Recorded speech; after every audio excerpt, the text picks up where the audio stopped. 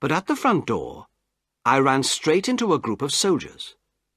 Mrs. Joe was saying as she came out of the kitchen, "The pie has gone," but stopped when she saw the soldiers. "Excuse me, ladies and gentlemen," said the officer in charge. "I'm here in the King's name, and I want the blacksmith." "And why do you want him?" said my sister crossly. "Madam," replied the officer politely, "speaking for myself, I'd like the pleasure of meeting his fine wife. Speaking for the King, I'd like him to repair these handcuffs." "Ah, very good, said Mr. Pumblechook, clapping.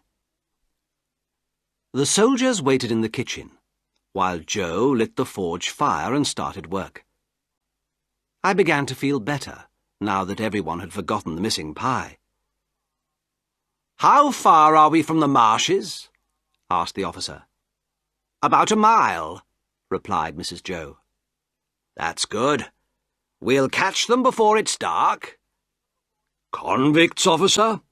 asked Mr. Wopsle. "Yes, 2 escaped convicts out on the marshes. Has anyone here seen them?" The others all shook their heads. Nobody asked me.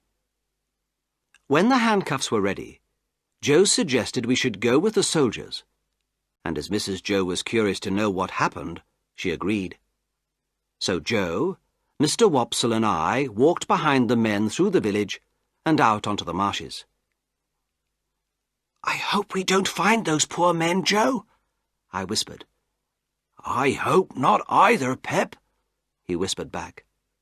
It was cold, with an east wind blowing from the sea, and it was getting dark. Suddenly we all stopped. We heard shouts in the distance. "This way! Run!" the officer ordered, and we all rushed in that direction. The shouts became clearer. "Murder! Escaped convict! Help!" At last we discovered 2 men fighting each other. One was my convict, and the other was the man who had run away when I had seen him near the shelter.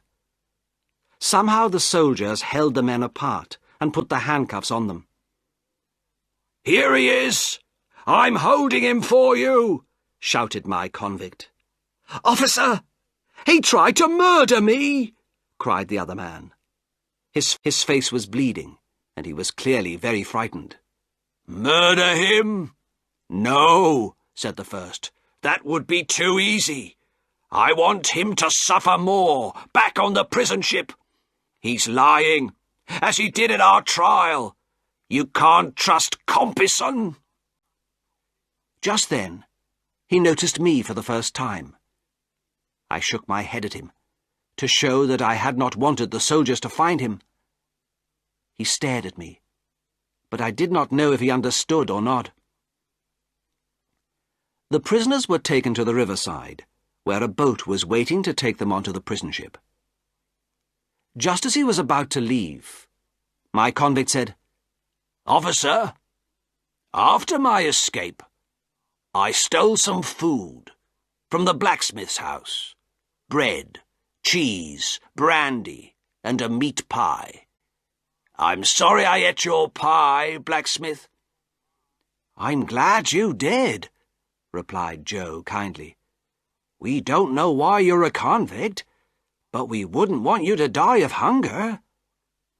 The man rubbed his eyes with the back of his dirty hand.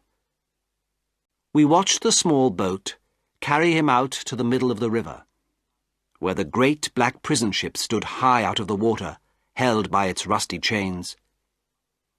He disappeared into the ship, and I thought that was the last I had seen of him.